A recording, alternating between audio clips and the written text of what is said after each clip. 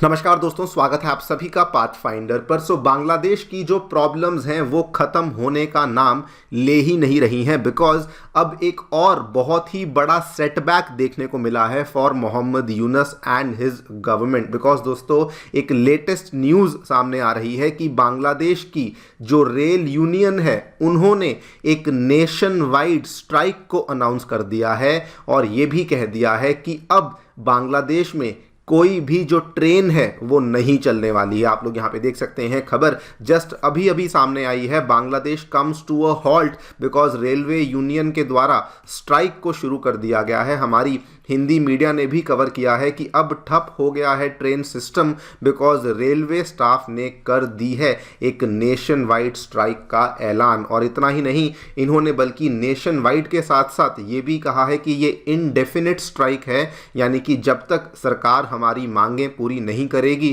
तब तक ये वाली जो स्ट्राइक है ये चलने ही वाली है। इसमें इन्होंने क्लियरली बता दिया है कि जो तो ट्रेन्स अभी जो चल रही हैं ट्रैक्स के ऊपर, जो अपनी डेस्टिनेशन तक पहुंचने वाली हैं वो तो चलेंगी, लेकिन आज रात के बाद कोई भी और ट्रेन अपनी जर्नी को स्टार्ट करेगी ही नहीं। आपको बता दूं, बांग्लादेश में कुल मिला के बहुत बड़ा देश नहीं है, लेकिन कुल मिला के 350 से भी ज़्यादा पैसेंजर ट्रेन्स हैं जो कि डेली चलती थी, जिसमें 100 से भी ज़्यादा इंटरसिटी ट्रेन्स थी और 30 के आसपास इनकी फ्रेट ट्रेन्स थी, जिनको अब दोस्तों कंप्लीटली यहाँ पर रोक दिया गया है। बात करेंगे इस पूरी डेवलपमेंट के बारे में कि आखिरकार हमें यहाँ पर क्या देखने को मिला है, किस वजह से सडनली ये ट्रेन जो यहाँ पर रोकी गई हैं, जो रेलवे यूनियन है उनकी यहाँ पर क्या डिमांड्स थी जिसकी वजह से इस सारा का सारा नेटवर्क एकदम से स्टॉप कर दिया गया है, और इस पूरी चीज़ का क्या इम्पैक्ट होने वाला है बांग्लादेश और बांग्लादेशी इकोनॉमी के ऊपर,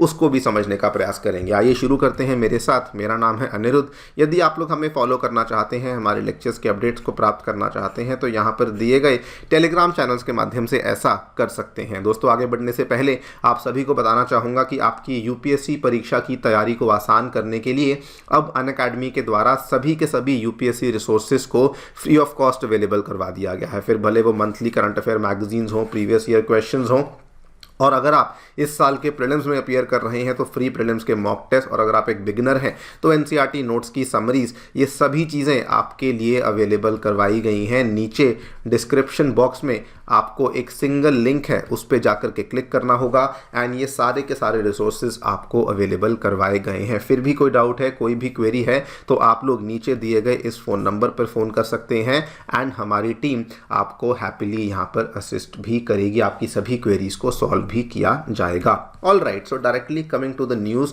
क्या देखने को मिला है दोस्तों। मंगलवार के दिन जितने भी बांग्लादेशी रेलवेज़ के जो भी ड्राइवर्स थे, जो भी वहाँ का रेलवे स्टाफ है, उन्होंने अनाउंस किया कि हम लोग एक इनडेफिनिट स्ट्राइक पे जाने वाले हैं, जिसकी वजह से अब बांग्लादेश का जो कंप्लीट संपूर्ण रेलवे नेटवर्क है वो एक बार के लिए रुक चुका है। आपको यहाँ पे बता दूं, जो मीटिंग्स थी वो चल रही थी दोस्तों। एक तरफ थे बांग्लादेशी रेलवे यूनियन के जो यहाँ पर एसोसिएशन के जो हेड थे वो अवेलेबल थे, और दूसरी तरफ मीटिंग में जो बांग्लादेशी रेलवेज़ के जो एडिशनल डायरेक्टर जनरल हैं उनके साथ इनकी मीटिंग्स चल रही थी। आप लोग यहाँ पे देखिए, जो एडीजी हैं अहमद महबूब चौधरी, ये बांग्लादेशी रेलवेज़ को रिप्रेजेंट कर रहे थे, एंड सईदुर रहमान जो कि Bangladeshi railway running staff and श्रमिक कर्मचारी यूनियन के एक्टिंग प्रेसिडेंट थे।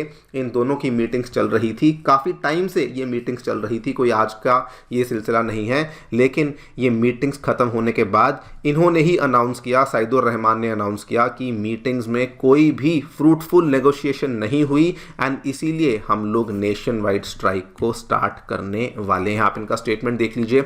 सईदुर रहमान का स्टेटमेंट है, अवर nation wide indefinite work abstention has begin, मतलब कि अब हम लोग पूरा जो देशव्यापी हमारा काम है वो रोका जाएगा, बिकॉज कोई भी फ्रूटफुल नेगोशिएशन नहीं हुई।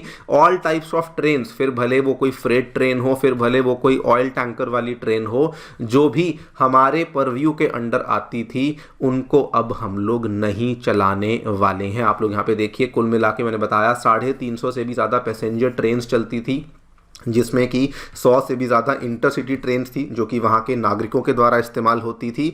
लेकिन ज़्यादा बड़ी प्रॉब्लम है जो यहाँ पे फ्रेट ट्रेन्स हैं, जिसमें कि बांग्लादेश ऑयल लेता है, जो कि मेनली आप देखिए इंडिया से जो ऑयल जाता था, उसके बाद बांग्लादेश का जो भी यहाँ पे एक्सपोर्ट इम्पोर्ट होता था वो भी ट्रेन्स के माध्यम से ही होता था, बिकॉज जो बांग्लादेश के अंदर लगा हुआ जो एयरपोर्ट्स का सिस्टम है वो इतना शानदार नहीं है। तो ये कंप्लीट इकोनॉमी इनकी फ्रेट ट्रेन्स के ही ऊपर डिपेंडेंट थी। वो सारा का सारा अब यहाँ पर रोक दिया गया है। आप लोग देखिए, बताया गया है कि जो स्टेट रन रेलवे सिस्टम है 65 मिलियन पैसेंजर्स को पूरे साल में ये ट्रांसपोर्ट करता है।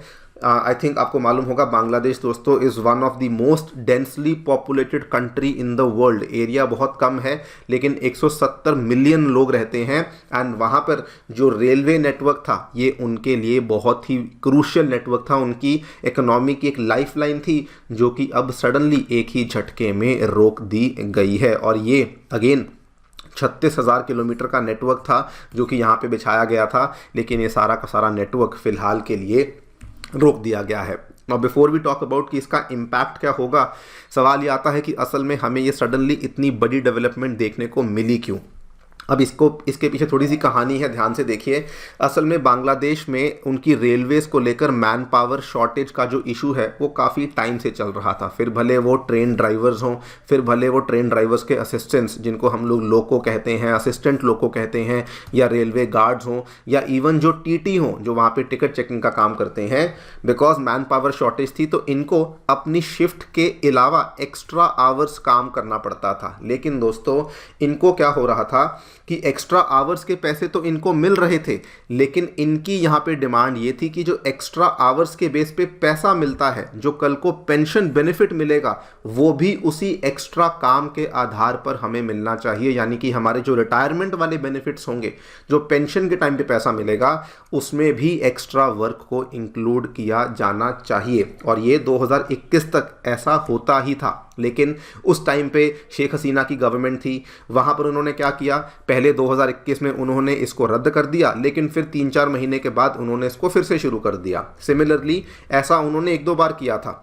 दिसंबर 2023 में भी उन्होंने फिर से ऐसा किया और कुछ टाइम बाद फिर से उन्होंने उस चीज़ को फिर से रिज्यूम कर दिया। लेकिन अभी क्या हुआ कि फिर से वो प्रॉब्लम खड़ी हुई, एंड इस बार जब वो प्रॉब्लम खड़ी हुई तो अब नेगोशिएशन टेबल पर सामने यूनुस की गवर्नमेंट थी, दूसरी तरफ बांग्लादेशी रेलवे यूनियन के लोग थे, और उन्होंने फिर से वही डिमांड रखी कि स्पेशल अलाउंसेस हमें मिलने चाहिए आफ्टर द रिटायरमेंट, और हमारा जो पेंशन है वो एक्स्ट्रा घंटों के हिसाब से कैलकुलेट होना चाहिए। उन्होंने मना कर दिया, एंड इसीलिए अब ये पूरा का पूरा अब हमें सिलसिला देखने को मिल रहा है। एंड एज यूजुअल दोस्तों बांग्लादेश में तो ये ऑलमोस्ट हमें डेली बेसिस पे दिख रहा है। जैसे ही ये रेलवे स्ट्राइक का न्यूज़ सामने आती है, सबसे पहले चिटागोंग जो कि बांग्लादेश में आपको मालूम होगा बहुत इंपॉर्टेंट शहर है, एंड वहाँ का लार्जेस्ट सी पोर्ट भी है, वहाँ का जो रेलवे स्टेशन है वहाँ पे रेलवे वर्कर्स के ही द्वारा प्रोटेस्ट को शुरू कर दिया गया। वहीं पर ढाका जो कि बांग्लादेश की राजधानी है, वहाँ पे बहुत सारे नागरिक जो कि ट्रैवल करने के लिए रेलवे स्टेशन पर जा रहे थे, उनको जब मालूम पड़ा कि रेलवेज ने तो स्ट्राइक अनाउंस कर दी है, तो वहां पर भी प्रोटेस्ट शुरू हो चुके हैं। नाउ इस चीज का इम्पैक्ट क्या होगा, देखिए सबसे पहला इम्पैक्ट इसका होने वाला है बांग्लादेशी एक्सपोर्ट्स के ऊपर। हम सभी जानते हैं बांग्लादेश की टोटल जीडीपी में बहुत मेजर कंट्रीब्यूशन है बांग्लादेशी एक्सपोर्ट्स का, और उसमें भी सबसे ज़्यादा कंट्रीब्यूशन है उनके टेक्सटाइल के एक्सपोर्ट्स का। नाउ ये जितने भी गारमेंट इंडस्ट्री में कपड़ा बनता था, जो भी यहाँ पे तैयार होता था, उसको ट्रेन्स के माध्यम से भेजा जाता था to the city of Chittagong, जहाँ से वो आगे फ्लाइट्स के माध्यम से या शिप्स के माध्यम से दूसरी कंट्रीज़ में जाया करता था। लेकिन अब जब इन्होंने ये पूरा का पूरा नेटवर्क यहाँ पे रोक दिया है, तो दोस्तों उनकी टेक्सटाइल इंडस्ट्री को एक बहुत ही बड़ा झटका लगने वाला है। And I don't think so कि आपको मालूम नहीं होगा कि अभी तक भी उनकी टेक्सटाइल इंडस्ट्री कितनी ज़्यादा बुरे हालातों से गुजर रही थी। हम लोग टाइम टू टाइम देखते आए हैं, पहले बांग्लादेश के जो छोटे और लघु उद्योग थे पहले वो बंद होना शुरू हुए। पिछले महीने हमने देखा कि बांग्लादेश का जो सबसे बड़ा टेक्सटाइल कॉन्ग्लोमेरेट था, जिसको हम लोग बेक्सिमको के नाम से जानते हैं, उसने भी दोस्तों यहाँ पे शट डाउन कर दिया था।